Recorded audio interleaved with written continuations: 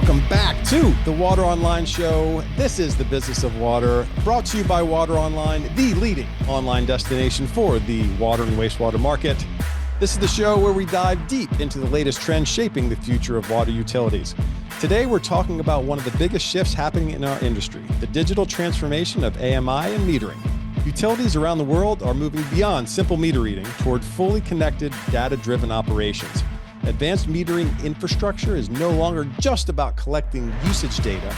It's becoming the foundation for smarter networks, predictive maintenance, customer engagement, and even conservation efforts. But this transformation comes with real challenges, from cybersecurity to the cost of upgrading legacy systems and the skills gap in the utility workforce. In this episode, we'll break it all down where the industry really stands today and talk about what's next for utilities that want to get ahead of the curve. Whether you are a utility manager, a technology vendor, or just curious about where water metering is headed, this conversation will help you understand the opportunities and the roadblocks that define the state of digital transformation in AMI right now. Without further ado, let's go ahead and welcome our guest to the show, Mr. Matt Stephenson, Director of Software Marketing for Badger, and of course, no stranger to the Water Online audience, Erica Hermann, Software Marketing Manager, also with Badger. Welcome to the show. Thank you, Travis. Is it okay if I dive right into the very first question? Do you feel like you're ready for that? Oh, yeah. All right, excellent. Here we go. So the first question I have and that our listeners and viewers want to find out about is, how are utilities leveraging the data they collect today from their critical assets? What's behind that? Yeah, that's a great question. I think an exciting place to start. That's usually the first, why should we do this, right? What's really the go for getting all these assets? Yeah, what's the why? And I think the biggest thing that utilities, what makes them turn their head with this is the connection they get to have with their direct consumers, right? So people use water all the time. They don't think a lot about it, but now you get to show them, okay, well, here's how your habits and your consumption, what that looks like. And depending what their goals are, whether it's saving money, whether it's helping the environment, you're now able to give them the tools to do that. You're able to target messaging to them. You're just more armed to be a better partner with your end consumers. And I think that is just such a great story to tell. There's so much to do there. I know, Matt, there's quite a few other things we talk about you can do as well. Indeed. Yeah, so kind of we look at both the consumer side of the value that comes from measuring and knowing much more about how people are using water, but we turn our heads the other way and think about the upstream side is just a wealth of value that comes from understanding with better granularity what's happening in the water network. Sure. Huge value when it comes to operations. Being able to see straight away that there's a problem with your pressure or there's a problem, with all the other parameters that happen with water networks. And this kind of move towards near real-time vision of the network is transformational, to be honest. So we're dealing with customers all the time who've got that in their future. They want to see that and they want to leverage more from that. So sure. Yeah, it's an exciting time for all of that stuff. I mean, there's no doubt we are in the middle of digital transformation, and that's across multiple industries, not just in water, but obviously what we want to stick to here is just water. So what direction do you expect the water sector to be going in as it relates to digital transformation? Yeah, I think absolutely more of the same and more of the above. We've seen a revolution in the way that you can measure things, and it's a great thing for all of us. Things are lower cost, so measurement devices are lower cost. The technologies behind them have become smaller, more accessible, more battery technologies have helped make devices out in the field last for many, many years now. These are things that you couldn't do as well as easily or as economically 5 or 10 years ago. True. So that has been transformational, and I think my own view is that drives more. There isn't a point where you've kind of, well, we've done measuring things. There's always something new to measure. There's always some new things, and the value of that is kind of keeping balance with the cost of measuring. So again, it is exciting times if you're in that space, and the one thing I would say is like the utilities have got to have really good means of managing that data. And we definitely see that is one of the challenges today for utilities is how do you kind of collect all of this information and make use of it without drowning in it? I like what you said there about we're just never done measuring something. It seems as soon as whether it's a digital transformation aspect of things that we're in now or 15, 20, 30 years ago, whether you're measuring flow or water going into a residence, you're right. We're just never done. So the fact that a lot of these benefits are coming into play now during this transformation to a more digital world really are key to everything that utilities out there are trying to accomplish. Erica, what do you think? I completely agree with Matt. I think the devices are easier to deploy. It's easier to measure things. It is the challenge of being strategic, but also the opportunity of being strategic. So what really are the places and the priorities with that is really, I think, what we're hearing utilities talk about now is, okay, now we know we can do it. What should we do? What do we focus on first? Right? What skill sets do we need? So I think that's the next piece of this is really pairing, here's the technology that's here. Now, what do we need to do and respond with? Right. And I know that as we go through this process, and this process started, I don't know, you could say digital transformation in the water sector might have started 5, 10, maybe even some might say 15 years ago. But one thing that I've never heard anybody say is even at utility is, wow, we just have too much data. It's not about the amount of data. It's really what you do with it. But I want to get your opinion on it because both of you are industry experts on this. So have we reached peak data? Well, I think Eric and I maybe have a slightly different opinions on this because it is an interesting, let's say, dilemma for utilities or challenge for utilities. My own take is we haven't. We absolutely, there's space for so much more. Like it's an economics thing. If you can measure it, you should measure it. And there's more that you can get if you measure more, but you absolutely need to have a nice, easy way to manage that data. And that's where, we talk all the time about how, is this good enough? Is this good enough to keep a pace with the quantity of data that's out there? I agree with that part. Erica, your rebuttal. Yeah, rebuttal may be the strong. It's funny we do talk about this. I think for a big thing, we have a lot of data points. We have so many data points, and I think we are close to a point where it's overwhelm, right? I think there's overwhelm everywhere with how much information is available. So I think we're at a point where let's put the story together. Let's correlate that data. Let's really start telling the story with it across the board, whether that's what are we doing with our assets? What are we doing with our end consumers? And that'll point us in the next direction of, do we really need more data points? We really have high resolution data available across the board, right? So beyond the meter as well. The meter has pretty high resolution, but now you've got tons of other things you can add in there. So I certainly would say, right, sky's the limit. I'm certainly not saying that's my opinion forever. But I do think we're at a point where let's really start taking what we have and putting that story together. So the answer can be yes to both. The answer can be yes, we could always use more data. I like what you said, Matt, about if you can measure it, you should be measuring it. But on the other side of things, Eric, I agree with you as well. Let's tell a narrative. Let's tell a story. Let's put the data to active use to make utilities more efficient. I know that utilities like saving on three things: time, money, and energy. Those are the three things that they're consistently looking to save on because they don't have endless budgets. All of them work off of fixed budgets. So any way they can save in those three areas, that's exactly the direction that they're going to want to go. So the more you measure, the better you're going to be able to save on those three things. The more you can derive from the data you're collecting, the better you're going to be at saving on those three things. So I believe that those two things can coexist at the same time to give the utilities the outcomes that they need and want. So I agree. Then comes the game changer, right? So it's about every 10, 15, 20 years, something comes into a market or comes into the world as a way we do business that changes the landscape of everything. And we're on the precipice of the next one, which is, of course, AI. So I'm curious to get your thoughts as industry experts on how AI just changes things right now. Right now, it could change things a lot more in the future, but for right now, how does AI change things?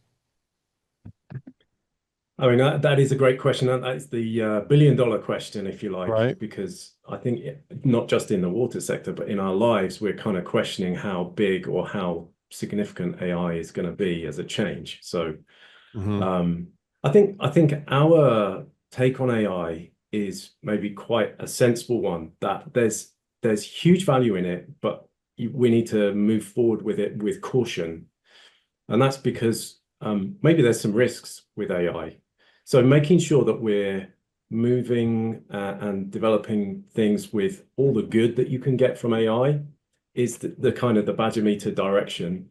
But we are very conscious that we do not want to bring any risks along with us. And I think if you use ChatGPT, or you go online and see any examples of how generative AI maybe kind of can come up with some strange answers. Yeah. That's a scary thing, to think that you might get a strange answer on a control process for a water treatment or a wastewater treatment solution, to the point that that's maybe a little scary for some of our customers. So our own position is, let's embrace the good bits. Let's take a real careful approach in general about AI, but for sure it's got some future, I reckon. Yeah. I'm not sure it's going to disappear. Someone said the internet around about 2000 didn't think it had legs. It wasn't maybe going to come to much. I remember They might that. have been wrong. Yeah. I remember that.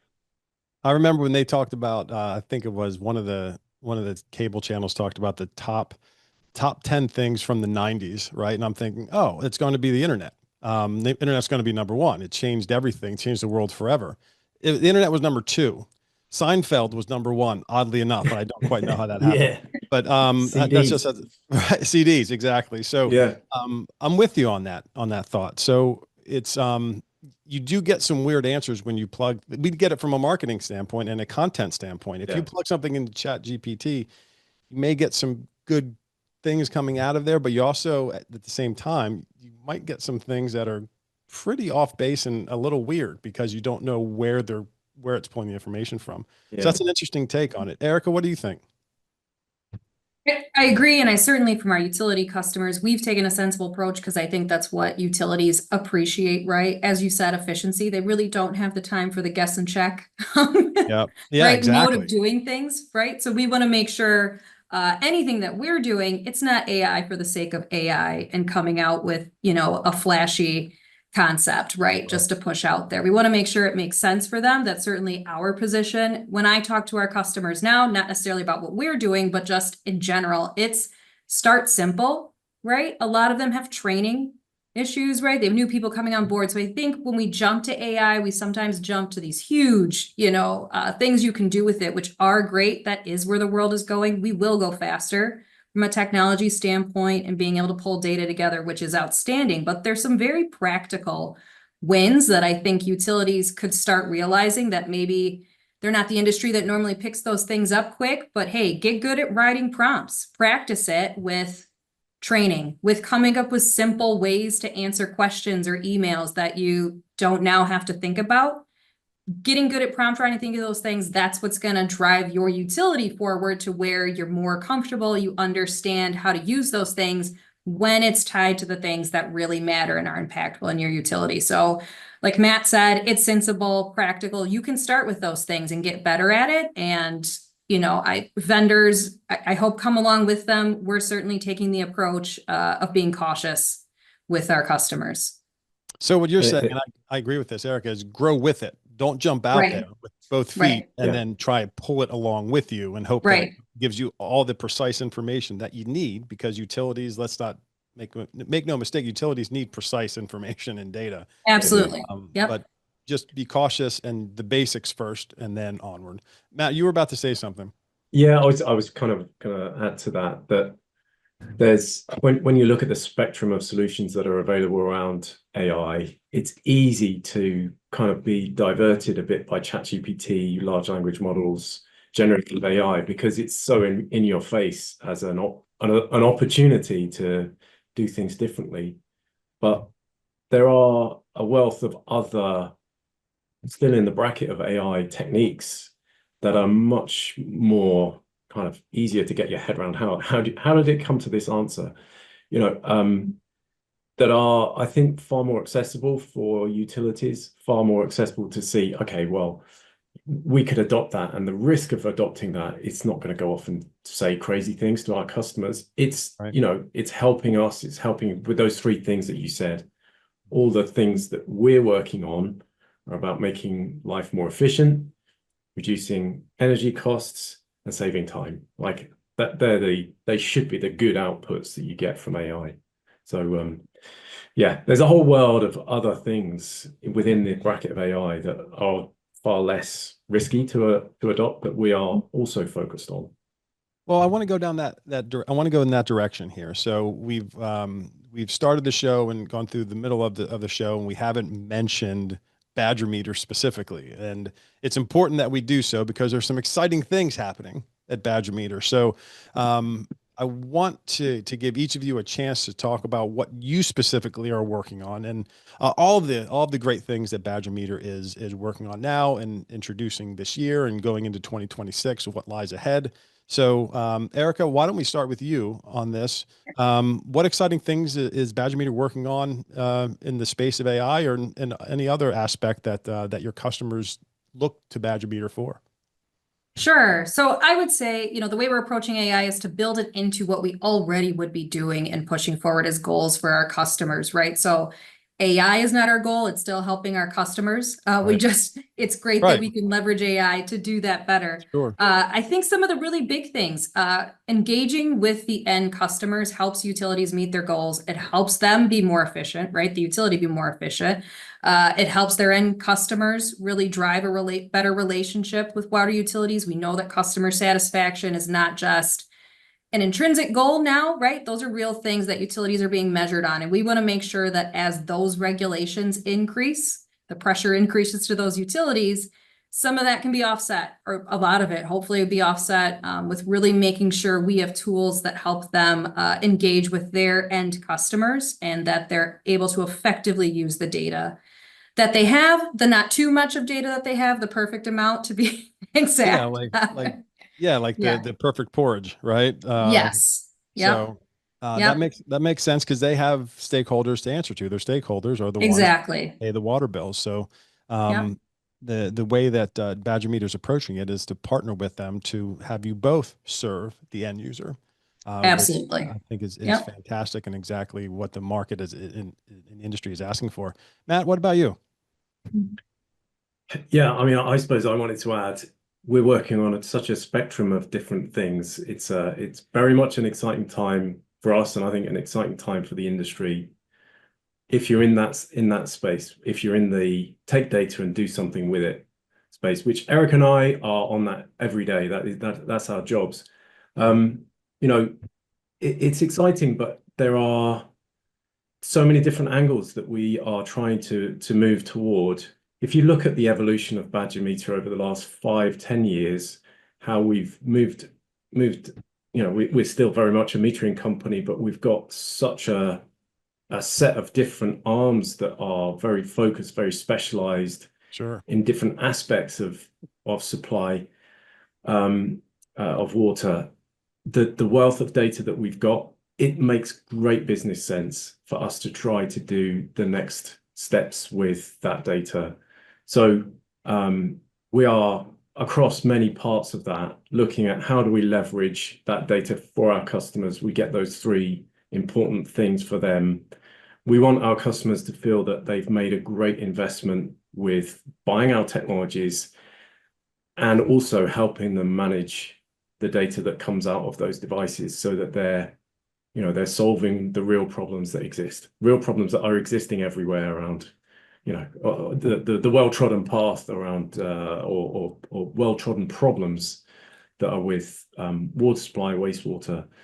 So yeah, there's a lot going on. We're doing a hell of a lot. It's exciting times. We'll be coming out with new applications, both mobile applications, web applications.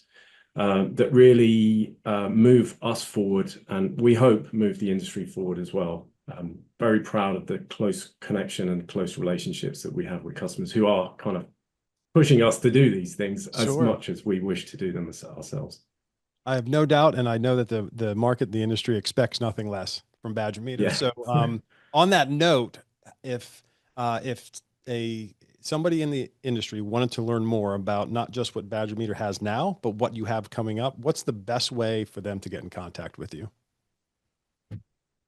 No personal cell phones. I don't need any kind of like where you hang out on weekends. None of that. What's the best way for them to contact you? And now that you've taken out our first three answers. Okay. Yeah. Yep. Badgermeter.com is always the best. So we put our best information out there and talk about what our customers are doing with our applications. That is on the screen right now for all of you that are watching us on video. For those of you who are listening to us on Spotify or Apple Podcasts, you can go ahead and decipher. It is badgermeter.com. Is there anything else you would like to add to what we've talked about concerning Badger Meter's approach to the market this year, whether or not it has anything related to digital transformation or AI? Did we leave anything out? Did I leave anything out of the highlight reel? I'm sure I did, but anything that you want to address before we let you go? I don't think we've missed anything out. Maybe I'll just underline that we've got a lot of exciting new things that are going to be coming out fairly soon. So keep your eyes out for those. No doubt about it. I think the market is certainly expecting it. And I appreciate you spending your time here with us. Matt, Erica, I know it's not easy with Badger Meter being so busy working for your customers to carve out a half hour here to come on the Water Online show and talk to our utility audience about all the things Badger Meter, AI, and digital transformation. So I want to thank you very much. And also to our listeners and viewers, we want to thank you for spending your time here with us. All of us here at the Water Online Show cannot wait to see you next time.